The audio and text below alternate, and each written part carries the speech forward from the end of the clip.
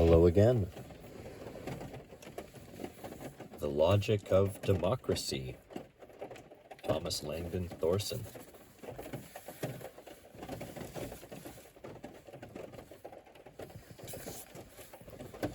Woo woo.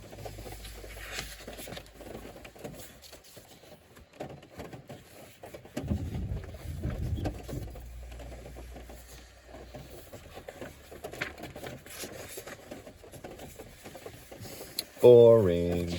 I'm gonna just... You know what? Let's start at the beginning. Preface. Preface. This is another book about the intellectual plight of modern man. Many have preceded it, and there are sure to be many to follow. In an important sense, however, what I have written differs sharply from most of the literature which bears upon this subject. I have not stepped back and unleashed a scattered blast in the general direction of thinking humanity in the 20th century. My weapon is not a shotgun, but a rifle. I hope a moderately high-powered one. The target is quite a specific one, but the haze which surrounds it makes it difficult to take aim and perhaps even more difficult to hit. The subject with which I try to deal is political values, more specifically, democracy as a political value. In one way, this is the question in the center of day-to-day contemporary politics. It is no secret that modern men are in the midst of an ideological conflict, a struggle to choose between democratic institutions and authoritarian ones. It is perhaps something more of a secret, but not much more, that all is not well in this struggle so far as Democrats are concerned. We have only to recall President Eisenhower's famous press conference comment that he was hard put to defend our system against the arguments of his wartime comrade Marshal Zhukov to know that things are not altogether healthy. Americans have felt compelled to fight the ideological struggle with prefabricated houses and shiny kitchens. A good deal can be said for prefabricated houses and shiny kitchens, but it seems evident that they are not ideological weapons. My question, I think, is the genuine ideological question. Why are democratic political principles to be preferred over authoritarian ones? To put it more technically, as I think we must, is there a rational justification for democracy? And if so, what is it? At the risk of being accused of snobbery, it must be said that at the level of emotion and propaganda, this is a problem for all men, but basically it is a problem for intellectuals. Anyone who recognizes a philosophical question when he sees one knows that political disputes, if they are pushed very far at all, become philosophical disputes. The thrashing out of ultimate political choices, while in a very real sense the concern of all men, is the social function of political philosophy. This is why John Locke and Karl Marx are important people. Unfortunate though it may be, political philosophy is a rather technical and exacting subject. It would perhaps be pleasant if we could handle the problem of justifying democracy in an easier way, but I am afraid that we cannot. The reader is likely to find what follows somewhat demanding. I think, however, that he will not find it obscure. American society, like societies before it, but perhaps even more so, have delegated the task of thinking seriously about politics to professionals. Of course, it would be possible and perhaps even fruitful to deal with democracy, the political value, as a sociological problem. We could, under this sort of scheme, probe the attitudes toward democracy of such people as newspaper editors, political orators, Rotarians, trade unionists, farmers, Boy Scouts. I have chosen to deal, however, not with the sociological problem, but with the intellectual problem. I concentrate, therefore, on the professional custodians of political values, the political scientists and the philosophers. My problem is first and foremost the justification of democracy, but it is also the analysis and criticism of the handling of the problem of justifying democracy by the professionals. It is an exceedingly rare event in the modern world for a professional political scientist to attempt to present systematically a justification for a political system. That this is so rare is symptomatic of modern man's intellectual problem in this area. The great success and consequent prestige of the methods of natural science has pushed aside the justification of political systems. Scholars interested in political values, frightened by the strictures of the scientists and their emulators, retreat to textual analysis of the classics, either philosophical or theological. Students of contemporary political affairs, grasping for scientific respectability, exclude questions of value altogether, or at least profess to do so. Only a few religious thinkers, most notably the Roman Catholics, are actively philosophizing about politics today, and they rely largely on notions which are at least 500 years old. Thus, a dilemma apparently presents itself to professional students of politics. Either we justify political systems, or we are scientific, but not both. This is a specific aspect of the general modern problem of moral man in a scientific world, and I have done what I can to explore it and to suggest a possible solution. I am painfully aware of my inadequacies. My highest hope is that this essay will provoke, that it will stimulate the reader to rethink problems which he may have pushed to the back of his consciousness. My only request is that it be read from beginning to end, for its significance, if indeed it has any, will be missed if it is not read carefully. I would especially advise against attempting to get the substance of the argument by reading only the conclusions in the final chapters, for these conclusions stand upon the foundations which goes before. My debts are legion, and I can acknowledge only the most prominent of them. To political sciences, B.E. Carter and C.E. Heinemann of Indiana University, A.T. Mason, H. Sprout, and W. Einstein of Princeton University, C.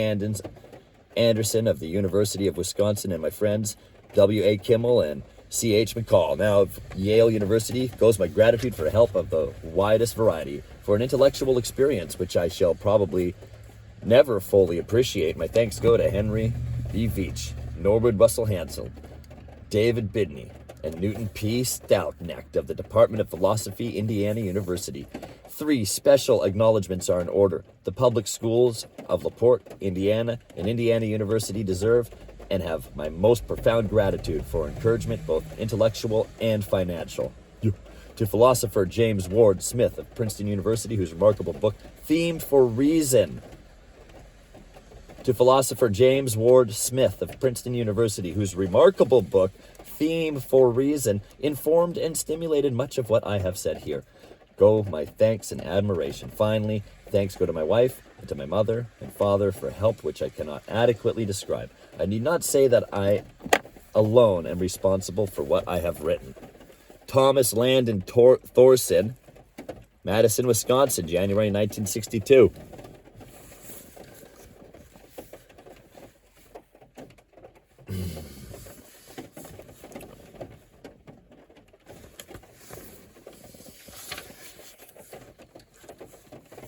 A person caught in a philosophical confusion is like a man in a room who wants to get out but doesn't know how. He tries the window, but it is too high. He tries the chimney, but it is too narrow. And if he would only turn around, he would see that the door has been open the whole time. Wittgenstein. Introduction. Direction. A justification for democracy. Anyone who undertakes the writing of an essay on democracy is obliged to make clear from the outset the way in which he plans to approach this vast and complicated subject. It is perhaps not even necessary to mention the multitude of connotations and denotations that this remarkable term carries. As Professor Lasky once remarked, no definition of democracy can adequately comprise the vast history which the concept connotes. No doubt, an interesting and fruitful study could be done in the lexicography of democracy, choosing either all recorded history as the area of research or simply the contemporary uses to which the term is put. I shall not, however, be primarily concerned with this enterprise, even though what I shall ultimately have to say might in some sense be considered an essay in definition. It is common practice among present-day writers about democracy, especially those who are academically denominated political scientists, to posit a set of criteria that are to be taken as constituting an objective or scientific model of democracy. Democratic theory formulated within this scheme is concerned with investigating the logical implications of the model, the way in which a government so organized does in fact work, the way in which a government can best implement the model, or some combination of the three. This procedure is employed, as economist Anthony Downs suggests, in order to avoid ethical premises.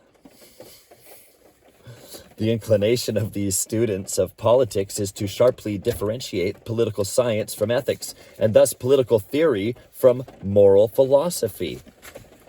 Wilmore Kendall argues that political theory is itself value-free, as distinguished from ethics or theology.